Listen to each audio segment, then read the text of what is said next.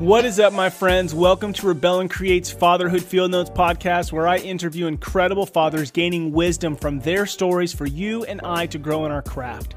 I'm your guide, Ned Shout, father to 5 kiddos, currently ages 8 to 14, and husband to my rad wife, Sarah, working on our 17th year of marriage. So yeah, I'm in the thick of it, the adventure of fatherhood. And I'm working daily to rebel against the low expectations for fathers and create a world where fatherhood matters. You and I have the greatest opportunity to impact our world through the way we embrace the fatherhood role. I believe the role of the father is to serve, guide, provide, protect, and have fun in the messiness of it all. Today's guest is Mitch Case, and we have an incredible conversation around a big career change he made just months ago. Mitch was working a successful corporate job and had a realization about what he wanted in life and what changes he felt he needed to make to be the most present father he could be.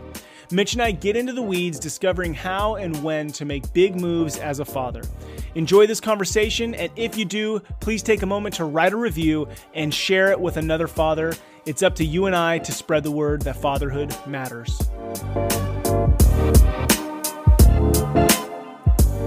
Welcome to another episode of Fatherhood Field Notes. Super stoked to be hanging out with my new friend, Mitch. Mitch, what's up?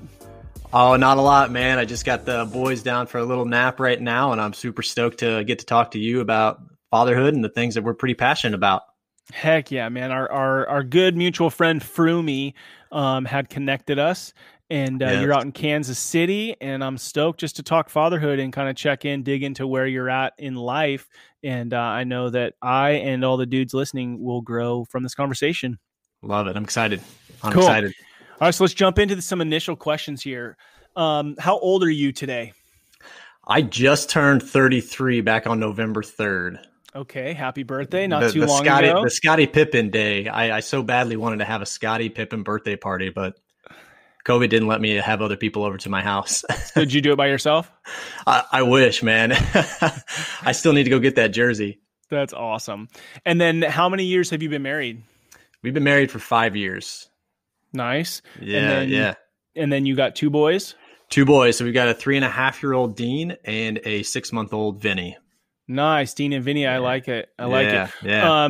Plans to have more, still on the table. What's up? So my wife has been a dancer since she was about 3 years old. And I think she's always had it in her mind that there would be a little ballerina running around this house. Okay. So we had 2 boys, and, I'd be lying if I didn't say that I really wanted a girl too. So we're definitely going to go for 3, and whatever whatever God gives us, we'll be extremely happy about, but we definitely need to try for 3 just to see if we can have that girl. Yeah, otherwise you're going to have one boy who's just a really good dancer, which is also fine. Hey, if he can get out there, do a little hip hop, a little ballet, you do what he wants. Hey, yeah, man. I mean, get to go travel with a bunch of beautiful women and hold them up in the air. That doesn't sound like a bad deal. No, he would be really good at it too. That's awesome. Cool. So married 5 years, young kids.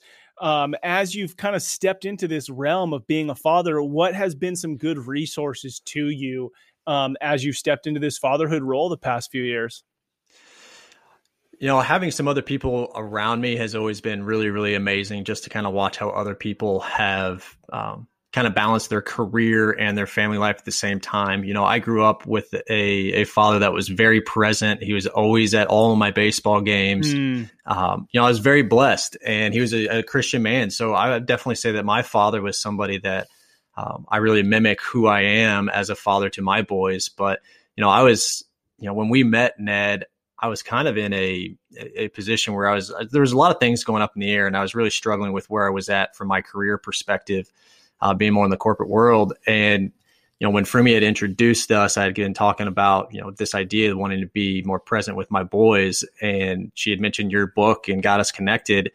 And when you sent that to me, I as honest as I can be, man, it was really, really grounding in helping me realize exactly what final decision I needed to make for myself to be that father that I want to be for my kids. So reading through your book, I think I blazed through that thing in about a day and a half, 2 days, because it was so point on with all the different scenarios of what you need to go through. And one of the ones that really was powerful for me was loving your wife to be that better father. So yeah, you had a huge piece in kind of what what I need to think about as I kind of grow into this father, because I'm still a young father. I'm learning and I'm failing every day and figuring out what I can do better each and every day. But yeah, definitely my father has been a huge piece of who I am as a father. But finding other resources like your book, Ned, has been a huge, huge help. Man, I appreciate that. That means a ton to me.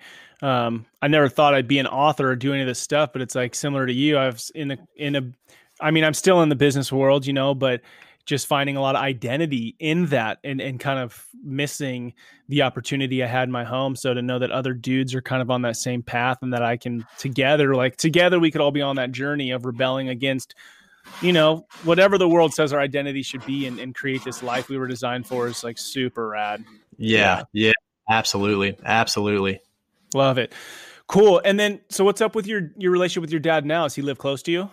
So they live about 2.5 hours away, and they are extremely involved in my boy's life. That's really cool. My dad had a story with his father that wasn't the best. Getting into the details with that, my dad, he was one of 3 boys, and his father ended up leaving his mom and his brothers and him at a pretty young age. I think my dad was probably somewhere around 10, and he left. And there's just this crazy story of, my dad was just kind of on his own. He never really had a father figure to kind of look at. And he was at his college dorm, and there was a knock on the door, and they were asking for my dad. And this man was on the other side, and the man was my grandpa. And my dad answers the door, and my grandpa asks for, my dad, says his name out there, not realizing that he was talking to his son. Wow. And I say all of that because my dad had every reason to resent and hate, or whatever harsh term you want to use. Yeah, towards just his reject. father. Yeah, reject him, huh? Absolutely. And one of the things that my dad did was forgave him. Wow. And I think that was one of the things that, it took a lot of time. It wasn't right then and there, but because my dad was able to forgive his father for what he had done, I think that really framed what my dad wanted to be as a father figure in my life.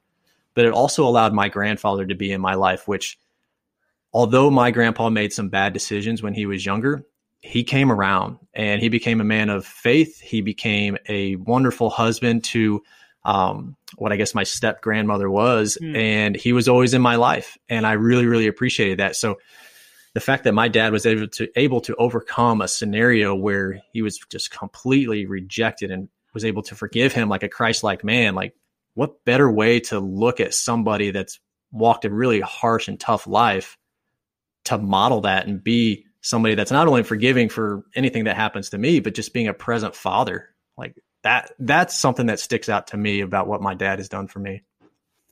Man, that's so powerful in multiple ways, because you're talking about 3 generations right there. So like anybody who's listening, there's just so much that we could unpack in just that little story you share, right? Because say I'm 50 years old right now and I suck and I'm not a good dad, there's opportunity to go fix that, right? There's opportunity to go restore that. Yes. If you think of, you not having a good relationship with your own dad, there's opportunity for you to go seek restoration, even as a grown man, right?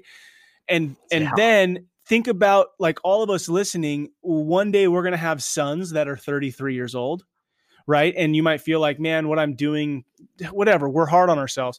The way that you're speaking about the work that your dad did and the work your grandfather did is shaping who you are today. Like the position that you're able to start from. And I don't want to use the word better, but advantageous, right? Like your relationship with your spouse, your relationship with your children is starting from a more advantageous place because of the work that they did. And so how powerful to know that the work that we all do is impacting like 3 generations down the road. Or, I mean, more really, because your boys are set up for better success because they have a foundation that was really created from, some failures in the past that chose restoration, then chose instead of victimhood. Yeah. Wow. I've not thought about it that deep. You're right. And that's incredibly powerful. Dude, it's huge because it shows you, like, this whole idea of fatherhood. It's not about this 18 years that our little kids, live in our home. It's a posture towards life, meaning like the way that we Oh man, this question. Okay. I just did a podcast with John Eldridge, which was just like, oh my gosh, amazing talking to this dude.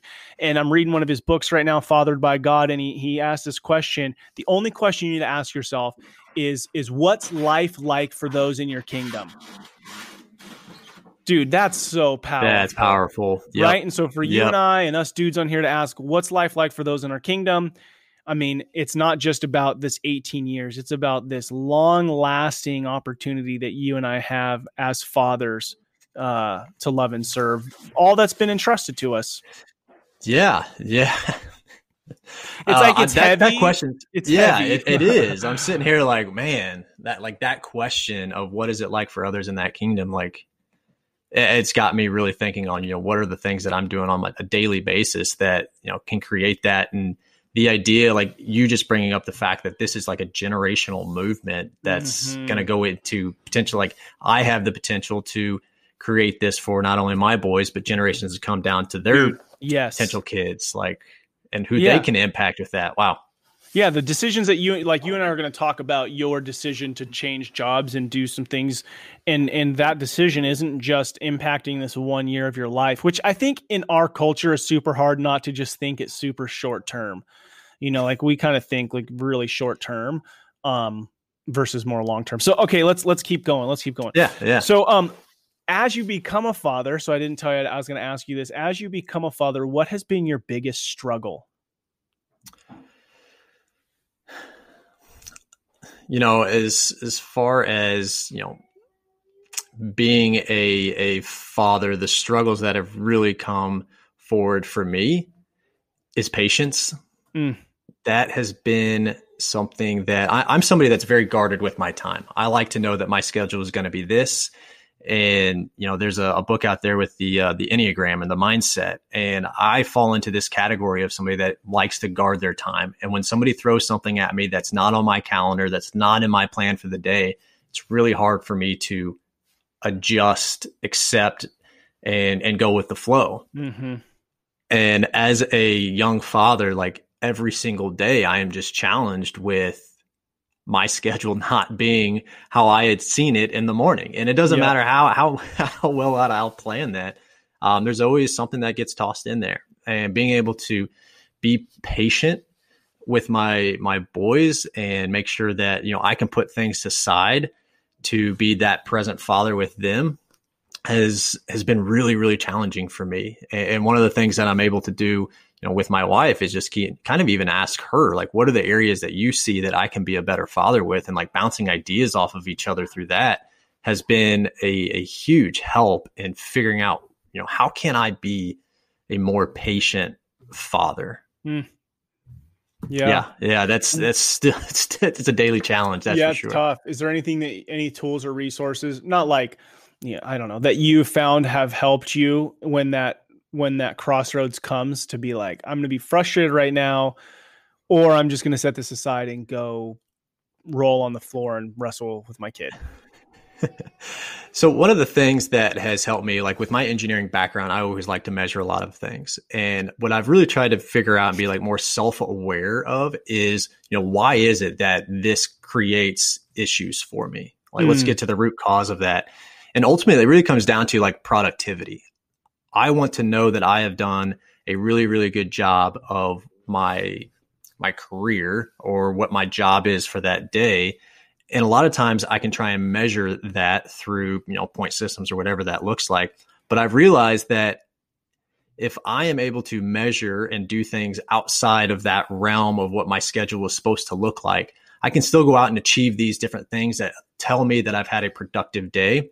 They're just not necessarily going to be always in that order that I had originally seen it. So being able to use that system to understand, when I can actually maybe fit these things in and know that I've had a productive day based off of this nerdy scale that I've put together helps me feel productive, even though in the moment it feels like kind of like chaos, which allows me to give the peace to say, there's a wrench in my plans right now. I need to stop what I'm doing. I can always find other times to do that throughout the day. But right now, my boy needs me to come in and play. Yeah.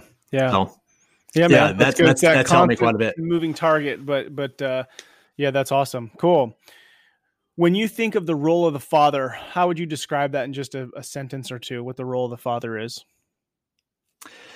This is one of the things that I kind of had to sit on for a little bit, but, ultimately I really think the role of a father is just being present, as simple as that. And whether that is present and physically being there, but I mean, that's even going to be being present with your wife and your spouse. That's going to be present in whatever moment you're going in, because so often, we throw up that phone in front of our face to escape whatever it is we're trying to escape and not even think about it. But as simple as just being present is what I'm leaning on the most as being a good father. Yeah. So how do you, or maybe you should make some suggestions, the difference between just like being at the dinner table or wherever, just as an example, being at the dinner table physically, but like really being at the dinner table without thinking about what happened at work, without thinking about the bills that are paid or owed tomorrow, or the faucet that needs fixed or whatever, put it on the list, right? Yeah. So for you, what's the difference and how do you lean into one and the other? I almost kind of use the same thing that my boy will use, my 3-year-old. He is in that why phase right now, just asking why, why, and almost kind of just replicating that. I mean, so often we're taught to like not ask questions, or it feels like we're taught to not ask questions. And I think that's really had a huge effect on a lot of us as we kind of move forward through our professional careers, or whether we're in school, that we're afraid to raise our hand and ask questions. But, I just sit there and I love when my son, even though it'll test your patience too. And it really gets down to some deep stuff, because when you ask why the 5th time about a specific subject, you really start thinking really deep on maybe where like spaghetti is made or anything along those lines. So are you saying that you're asking questions? Yeah. Or so you're we're asking questions to them or to yourself? Well, what I'm saying about is flipping those questions back on them is that I turn around and ask my son why. Why does he think that this is something? And that allows me to be more engaged, because I'm asking questions that are going to get him talking. And, the conversations can be short and sweet sometimes, but I really figure out ways that I can ask questions that allow him to continue to think, because that helps me engage in more of a meaningful conversation and keeps me away from worrying about these other things that are going on, or listening to the buzzes and dings that are with that phone. But yeah, just asking those same questions back to him on why he's wondering. That's a great tool. That's a great tool for us dudes, because so many times we get annoyed by our kid asking us so many questions. It's like, dad, with a question, but just to continue to go back with a question and then just engage in conversation versus being frustrated, not having patience, or just giving one-word answers. So that's cool. I like it. Yeah. I mean, it's been really good. And oftentimes we'll play that around the table to where we'll have him ask, questions of why to my wife. And, it creates, even though it's short conversations at times, it creates a good conversation. Nice. All right, so this podcast is Fatherhood Field Notes. We're doing it right now, just opening up your field notes, sharing your life so that we can all learn and grow together. The mantra behind all of it is rebel and create, and it could be applied to something as small as I'm rebelling against having my phone at the dinner table to create great dinners, to I'm rebelling against this, status quo, blah, blah, blah, so that I can create this life that I want. So what is something, and I think that's what we'll be digging into, is this rebel and create question for you. And I've got some more questions around it, but what are you rebelling against and what do you hope to create? And then why? So I am rebelling against the typical cultural norm of having a corporate job and what the father figure sometimes is projected to be of a financial income provider. And that's not to say that going out and creating something that brings in stability and financial stability for your family. But, I grew up in a very conservative home. I was taught to go and grab that degree that was going to pay you a lot of money, climb that corporate ladder. And then by the time you retire, you've had a successful life. And, the thing that I'm rebelling against right now is challenging the definition of success. I think that's something that we get to define. And so often it is defined as the number of zeros that you're able to bring in. I think you can do multiple things. I think success looks different for a lot of people. And, you can go out and create a financially successful life, but you can also go out and create a successful life in whatever else it is that you want to achieve. So, my story really goes from being fairly successful in the corporate HVAC commercial sales world for 8.5 years. And I always, you'd hit your goal, your target you were trying to hit from sales. And then the next year, you were expected to go do more. And the next year, you expect to go do more. And it was just this continuous cycle that was just absolutely exhausting. And, I felt it myself. I wanted it. But then I put so much value and so much time and effort into how am I going to change to be able to create these kind of numbers that I need to try and hit, that ultimately that time was starting to be taken away from my family. That money became the more important thing than being on that family walk around the neighborhood. It really hit me. And then when COVID came through and stopped us in our tracks and put us back into my house where I was working from home, there were moments that I never even realized that I was missing with my 3-year-old.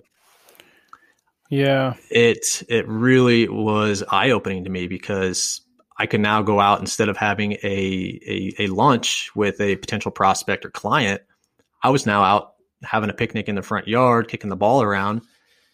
And it really just slowed me down to the point where I was like, wow, like these moments right here are 10 times more valuable to me than that paycheck. And I needed to have that moment to kind of release from this grab that was a hold of me around this financial idea of going out and creating and being this father that provided financial stability for our home. And, I'm very blessed to have a wife that just kind of sat me down, and she told me, your value to this family is not the number of zeros that you bring in. It's about being present with me and the boys. And it just it released all of this weight off of my shoulders, knowing that it was going to be okay if I took this big leap of leaving this comfy corporate job where money was being dumped into my 401k. We had health insurance that was fantastic, but it was just draining me from my joy and happiness, where I was just realizing that all of my joy and happiness really comes from, or a huge part of that is, my family and being present with my boys. So making that big decision to jump was my way of rebelling. Dude, that's awesome. So let's dig into this a little bit. So let me ask, was it COVID that flipped the switch? Was it you were feeling this heavy weight and you were the one who came to the family and was like, I want to be present? Or was there a moment where you were just so distracted by work that your wife was like, hey, you need to change something? So which one of those is more of the core trigger? Yeah. So I would say that it really was COVID, because had I not had those moments at home where I was seeing what I was missing and not even realizing it, just ultimately it took all of, and it sounds terrible, but it took a lot of the fun away that I was having at work, because I was missing out on something else so much more important to me. And that ultimately was the kicker. We sat down and we prayed over this for many, many months during COVID, and ultimately kind of got to this big question that, if we don't make this decision, would we look back in 20 years and regret it? And it was too easy of an answer of yeah, we would regret not making this leap to be more present, but go after, we've got a couple businesses that I've been wanting to pour my heart into a lot more. And it was something that I had the opportunity and a little bit of a runway to make this leap. But man, COVID, there's a lot of terrible things going on with COVID, but being able to slow down and come home was ultimately that decision that made me lead to leaving. Okay. So it's okay. The shutdown happens. You come home, you're still in this, it's, January, February, March. I'm going to crush it this year. I'm going to kill it this year. I'm going to smoke the other guys who are in sales. So you're grinding, right? And then all of a sudden, hey, everybody's going to be home now, go work from home. So you come home. How is it that you're not just in front of the computer at 4 a.m. figuring out how to beat all the other dudes? What were the moments that it's get out of here, kids. I'm trying to make sales today. We got to make sure to provide for the family, versus you see your kid and you walk away from the computer? Explain deeper how you got to that point. Yeah. So my wife was pregnant when we went into this lockdown with our second boy. So we had actually set up I guess an office in our nursery that wasn't complete yet. And I was waking up early to Yep. figure out, what am I going to do? What's my game plan? I've got to hit these numbers. Let's go, go, go. Mm-hmm. I've got the door in the nursery. It's locked. My son knows not to come in here because dad's working. I was the one I was up before the boys would, or I guess at that time my son was up. And then I was in that room with the door locked, working until, noon before I would come out and, spend 30 minutes to an hour having lunch. And then I'd go back in and work from, 12:30, 1 o'clock to 5 or 5:30. And it was interesting, as those times were moving on, the days were going by, that lunch hour got longer and longer because I was having so much more fun. How are you able to turn it off? So you're in your grind, right? Because I know, like, I'll walk out the office and you didn't just like happen to finish all your work at noon. There's stuff to come back to. So how'd you turn that off and then go and be present? Or did you not turn it off and then magically there was an emotional switch? I don't think it was magical. It's definitely something I carry with me. My mind is one that's always running to figure out, what can I always do to make it better? What can I always do? So it's hard for me to ever really shut that off. But I mean, honestly, man, I think it was really just coming to the point where I was enjoying what I was doing so much more than sitting in there trying to beat the next person or make that next sale, that, it just, I can't say that it was an overnight switch by any means, but it was just, we're going to do things that we enjoy. And, time flies when you're having fun. And all of a sudden I was spending an hour outside kicking the ball around instead of 30 minutes. And then it was an hour and a half. Yeah. And then when was your baby born? What month? He was born in May 12th. Okay. So cool. So there's kind of this like catalyst there too. So before baby comes, had you already said to your wife, like, I think I want to be done doing what I'm doing? Or was it after baby was born? It was definitely after baby was born that we ultimately made the decision. I would say the rumblings were starting to maybe have, like, I can't even say they were real conversations, but just like these ideas that, I was talking to my wife of, like, man, I really enjoyed doing, like, being out here with you guys, walking around, going to the park. And it just, like, it really started to come to fruition, like, shortly after, Vinny was born, that it just felt like it was the right decision to make. And I was talking with some people the other day, and like this difference between ease and easy.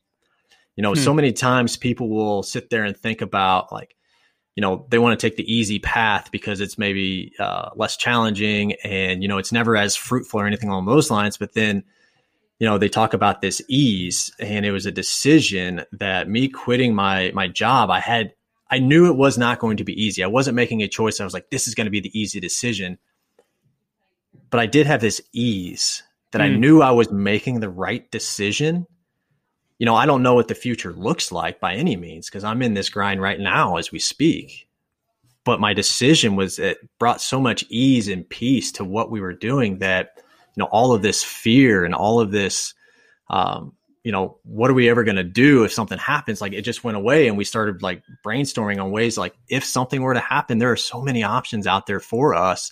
But I know right now in this moment that I want to be more present with my boys, that I will give up whatever it is to have those moments. And I just kind of sit there on that idea of, like, the decision was not easy, but I am at peace and at ease with this decision that I had made.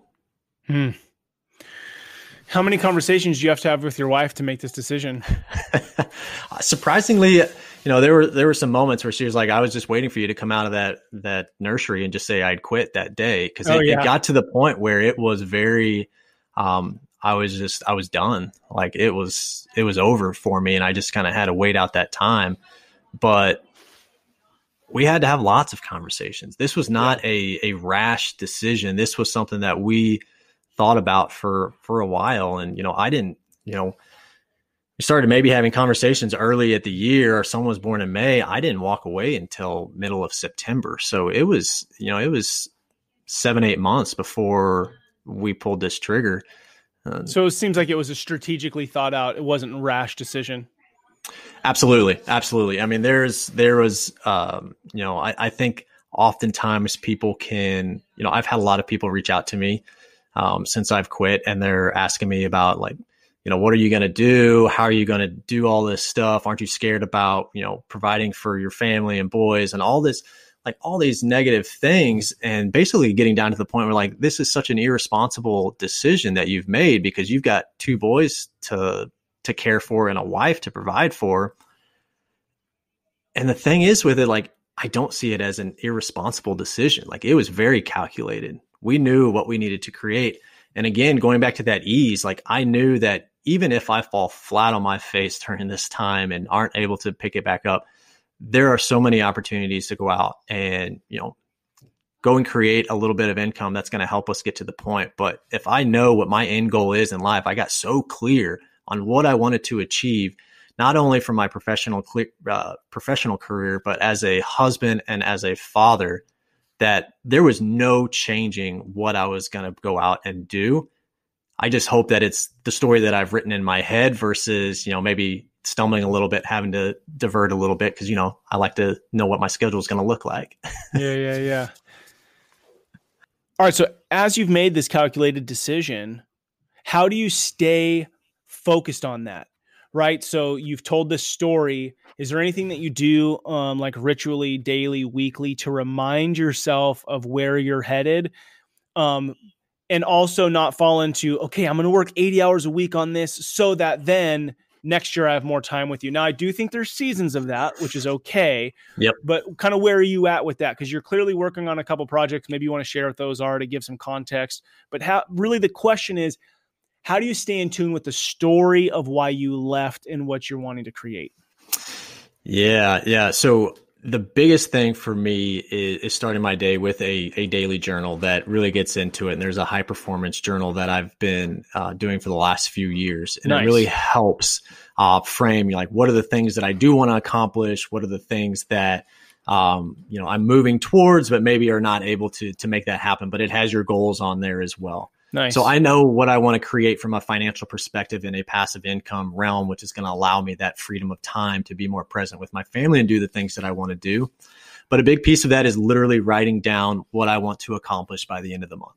And sometimes those are big goals. And if I can reach them, that's fantastic. Sometimes I don't, and that's okay too. But there's a section on there that talks about, what are the 3 things you want to accomplish? And what I'd previously always written before I had made this jump was 3 things that were very career driven, only career driven. And since I have made this jump and with this mindset that I have of being a more present father, 2 of the things that I write down every day is being a more Christ-like leader in those that I interact with. And then the second one is being an effective husband and father.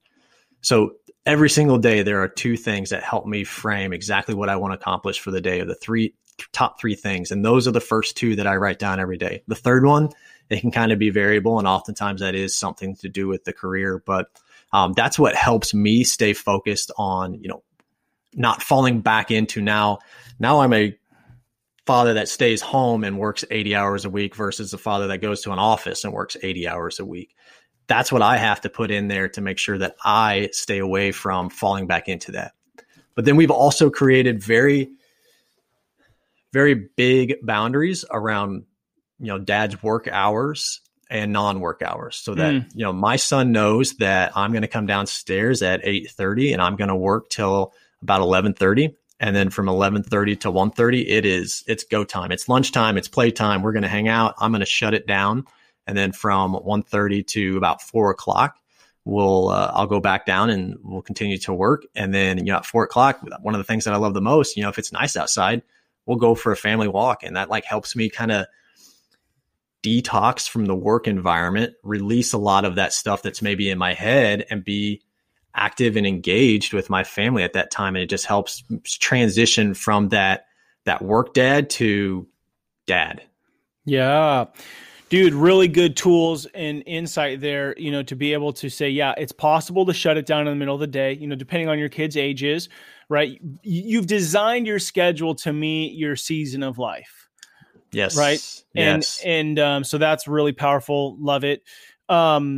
Question. Okay. So not to get too much in the weeds, but as people are listening and going like, oh man, I would love to quit and go start my other thing that I've been dreaming about.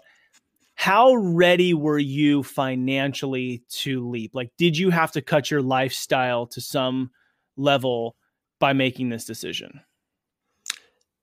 Absolutely. Absolutely. Yeah. So we lived a pretty comfy life, and we've always had whatever we needed, and most of the time, whatever we wanted. Yep.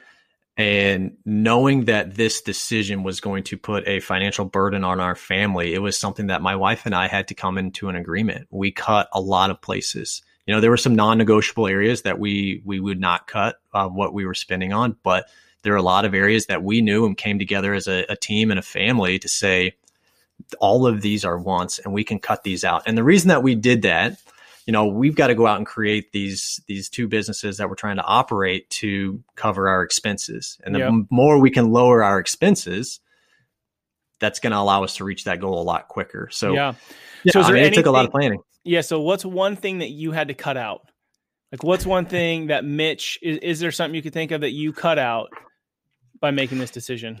Yeah. So there was an area, and you know, there's a book out there, and I forget, Profit First. I don't know if you've heard of that book. I haven't. Profit First. So one of the things that they talk about, and this is one of the best things we did for our marriage, was with every paycheck that came in, a small percentage would go into our own personal spending accounts. So whatever my wife wanted to spend money on, no questions asked. She could use the money that was in her personal spending account and go and buy whatever she wanted. Same thing for me.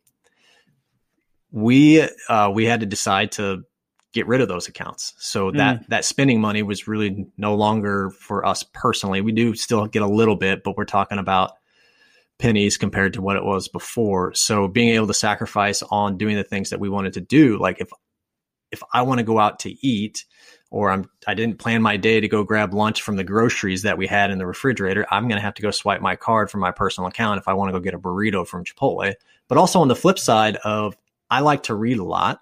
Now, sometimes I can go and buy some books through our business or whatnot, but others that are just like pure joy for me to read, you know, I got to use those for my own personal spending account. And, you know, that's dwindled now. Yeah. I'm in a point right now where I had to give up a lot of the things that were kind of nice for us to buy, and, you know, sacrifice that now, because we know our vision in the long term is to have all of us more present. And, you know, I'm willing to give up a lot of those things that I had before to make that happen. Yeah, it's good. I just think it's good for people to hear, like, yeah, we didn't just have a bunch of cash just to be able to just go chill forever. It's like, this is big decisions we're making, and there's never really a right decision or a right time to make the decision. So, you know, at a certain point, you just gotta do it. Got to take that leap. Yeah, I got to jump. Let me see here. I got a couple more thoughts for you.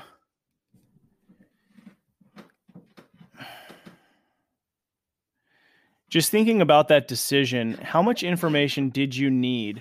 How much information did you need before you took that leap? Information about what? Like, okay, we're going to do these two businesses. We're going to quit this corporate job where we're making good money.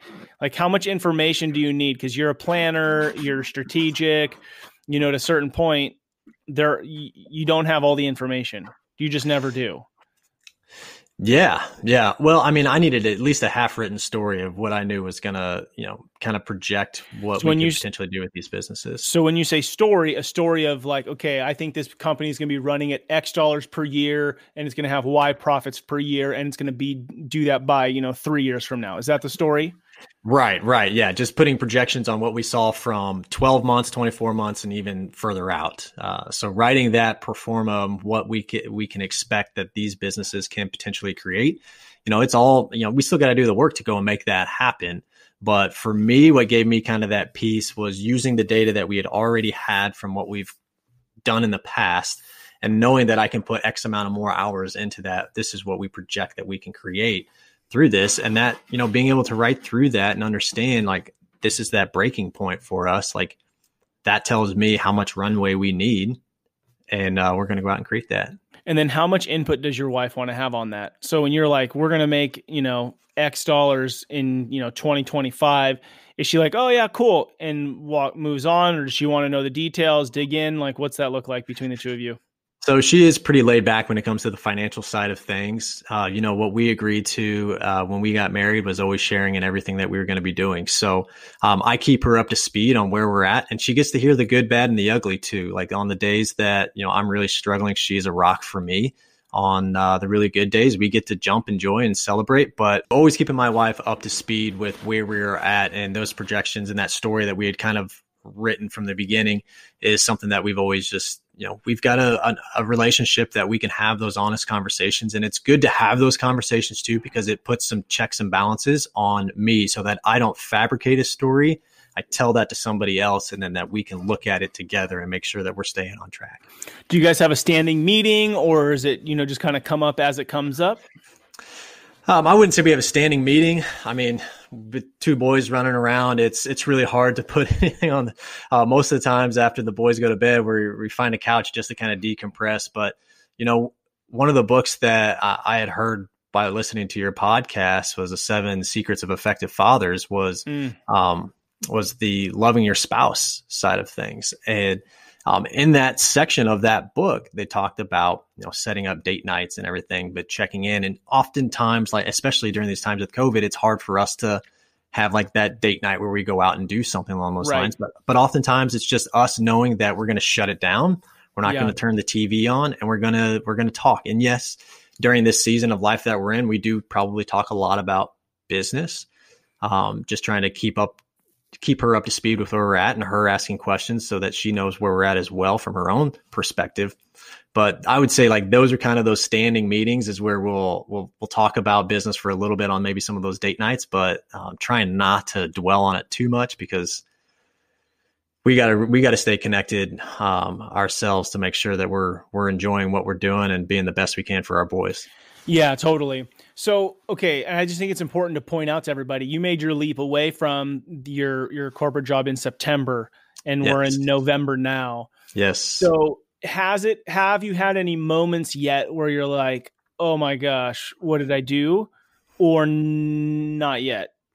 Or do you not foresee that? I definitely foresee it. I've not had any moments where I've gotten to the point where I was just in complete disarray. Yeah. The things that hurt most, I would say, is, the opportunities that I thought were going to go through that fall. And, it's hard for me to say like, man, I was really counting on that. That was part of our projection, and it did not happen. Like, I can beat myself up over that a lot. And, I was talking to my wife again just the other night, and she said, you got to quit with that self-doubt, because if you allow that to keep going inside of you, it's just going to eat at yourself. Like you've won so many other areas right now with this business and what you're trying to create, and that you sit there and dwell on that one loss. Like, get back up and go out there and do it again, because I see the actions that you are doing daily to make sure that you're continuing to move this forward. So don't dwell on those things that hurt for a little bit. So, it's definitely not the, what have I done? What am I thinking scenario yet. I'm blessed to have several, mentors and advisors around me that, I'm able to bounce ideas off of. And I've told them like, I know this day is going to come. I've heard from everybody that has made this leap at one point or another, been like, they hit that point where they're just like, what did I do? Did I make this huge mistake? And I want to be prepared for it. But at the same time, I don't want to focus on that either, because it will eat me up if I do sit there and focus on what that might look like.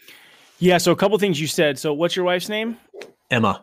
Well, first, it's clearly she's super encouraging, right? And so she's bought into the story. So I think that's powerful. If a dude's going to take a leap like this, at some level, yes, say, you know what, I've got this. I'm going to get it done. I'm going to take care of it. And because you're building this foundation of trust, right? Right. So you have to have the confidence as the dude if you're going to do that.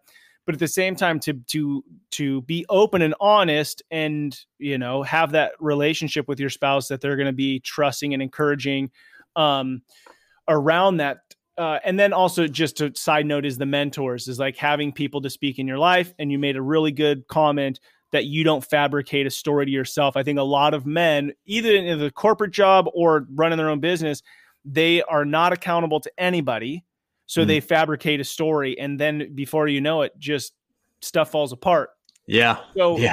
So the one thing I would ask, and we could, we'll wrap this up in a minute, but the one thing I would ask is how, obviously Emma's incredible and just a great encourager, but how have the two of you built a relationship of trust? Because I think that that's a really powerful key for people if they want to grow in life, to have that partner that you can be honest and open with. A lot of that stems back pretty early into our marriage, and we read a book called The 5 Love Languages. Okay. And that really helped us understand how we can show love to each other and how we receive love from one another. And being able to read through that book and understand exactly what it is that makes her feel loved in those moments, I can use those moments to make sure that she feels safe and that she knows that I have her best interests in mind. Being able to, and trust me, I fail at this all the time because her love language is the one that is the opposite of mine. And it's a challenge every single day. But as we continue to learn about each other, it allows us to be vulnerable. It allows us to be authentic with our communication. And it has allowed us to have, we have our disputes and everything, but every single time that we've had any of those disputes, we're able to understand and know, we know each other's buttons, and we make sure that we know we're not going to be pushing those buttons as we're having that conversation. So just having these authentic conversations, these, knowing what her love languages are, I believe has really helped us to understand who each other are and build that trust to the point that we can talk about anything and know that we've got each other's back. So from the very, very early point in our marriage of being fortunate enough to read that book has really set a foundation for us and just how grounded we are in each other, that we can come to each other with anything because our trust, by learning from each other's best moments and worst moments, that's allowed us to have these conversations. And then that's when bringing this whole conversation to her of I want to quit, like you said, if I didn't have her support and her trust that I could achieve this, there would be a lot of battles going on in our family right now. It'd be tough. I mean, she would have doubt, and she is the one that has the least amount of doubt. I would say I have doubt sometimes on what I'm creating, and she is the one that's saying, no, I believe in you. Yeah. How amazing is that? Yeah, that's amazing. So something you said, though, is you said you guys are still learning about each other. So I think that if us dudes can just take that into our mind, okay, yeah, you've been married 5 years, you're still learning about each other. But wait a second, you have 2 little kids, a baby and a toddler at the house. So you're still saying we want to learn about each other, which you said allows you to be vulnerable with each other. So I think at any stage of life to know that you can continue to learn about the other person is a pretty beautiful thing to keep in your mind as a dude.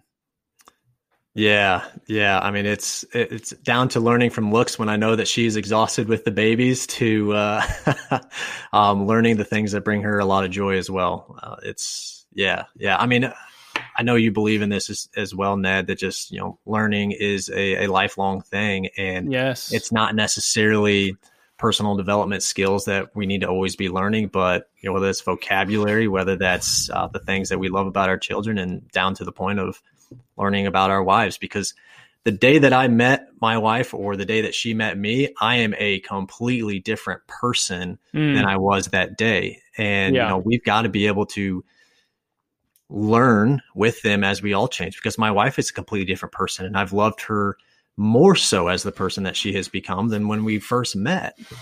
Yeah, dude, that's so good. It's so good. I think that is definitely a perspective that us dudes need to keep at the forefront of our minds. If we want to build long-term legacy, which leads me to my last question for you. You've got 2 young boys and maybe some others that will be along one day, but say 30 years from now, you're standing out on the streets, peering into the homes of your boys, and maybe they're exactly where you're at today, right? Yeah. They're making big decisions. They're loving a spouse. They're learning how to be with their children. What is it that you see looking from the outside in, that your day in, day out decisions are the legacy that you've imparted into them? Man, that is such a deep and powerful question. The legacy that I definitely want for my boys is to know that some of the decisions that I've made have been for them, so that they can live a life that is going to be better than what I've created, and give them that leap or that head start, but off of the foundation of just pure love for them and for their mom.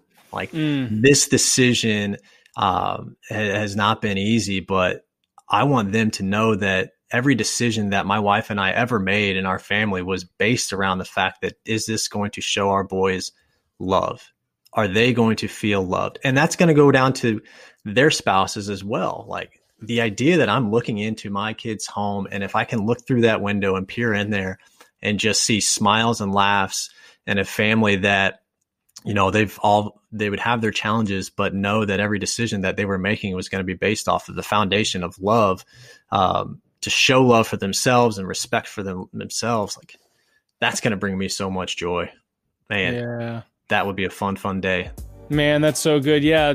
Mitch, I've so enjoyed talking fatherhood with you, and that you would be open, in this big transition that you're in, to share it, because I think there's a lot of dudes in it, a lot of dudes who would like to make a big decision, and for them to hear where you're at and how you made that decision, and the stage that you're in life, and still making a leap like this, I think it's powerful and possible. And I think that it'll be great to continue to watch what you do, just to see the success you have. And again, like you said at the beginning, not necessarily the success of the dollar signs, but the success of a family that is tight, that is thinking about legacy long term. So, bro, keep doing what you're doing, loving your spouse and your kids, and stoked to get to know you. Thanks, Ned. I've enjoyed it, man. Appreciate it. Hey, real quick before we go, if people want to reach out to you, is that all right? And then what's the best way for them to do that? This has been one of the most liberating decisions I have ever made. And if I can be a resource for somebody else that's maybe in the thick of that, like I want to be that. I want to be that sounding board, because I've had other people do that for me that helped me make this final decision. So anybody that wants to reach out to do something along those lines of getting in touch and chatting over a Zoom call or whatever that may look like. Even our just picked up a phone call over the lunch hour to chat with you, and it was a huge impact. Like I want to be that resource for other people. 2 different ways that you would be able to reach me is one, just reaching out on LinkedIn. I'm pretty active on there, and you can find me by just putting my name in there. I'm located in Kansas City. The other one, you can shoot me an email at mitchc@morethanamilco.com. And, once we are able to connect, shoot a message and let me know how we're getting connected through this podcast, so I can make sure I can return the love to Ned, that we've made something outside of just the podcast that he's created. Right on, man. That's awesome. What a rad conversation. I so enjoyed just talking to Mitch, hearing about his life, and especially him just opening up to where he's at, because it's such early stages to making a really big decision, but it was very calculated. And to be able to hear that, I think is encouraging for us dudes who are thinking about making a leap. And you know what? If you are, reach out to me, reach out to Mitch, reach out to somebody and have that conversation. Dudes want to be there for other dudes. You just got to reach out. You just got to ask. So check it out. Every Monday I put out the Fatherhood Field Notes podcast, interviewing great dads. If you're interested in a shorter podcast, I put one out every Friday, falls in the same spot under Rebel and Create, but I call it Craft of Fatherhood. And it'll be shorter, where I'll discuss a question. Right now, I am doing a 4-part series on core values in the home. Check that out. You can actually get a free guide on how I created core values in my own home, and that's at rebelandcreate.com. You can go check that out. Hey, thank you to all you dads out there listening to Rebel and Create's Fatherhood Field Notes podcast. What you do matters. Don't be like everybody else. Be yourself. That is who your kids, spouse, and community needs. This is your guide, Ned Shout. Together, let's rebel against the view that fatherhood has little impact and create lives engaged in mastering the craft of fatherhood. Talk to you next time.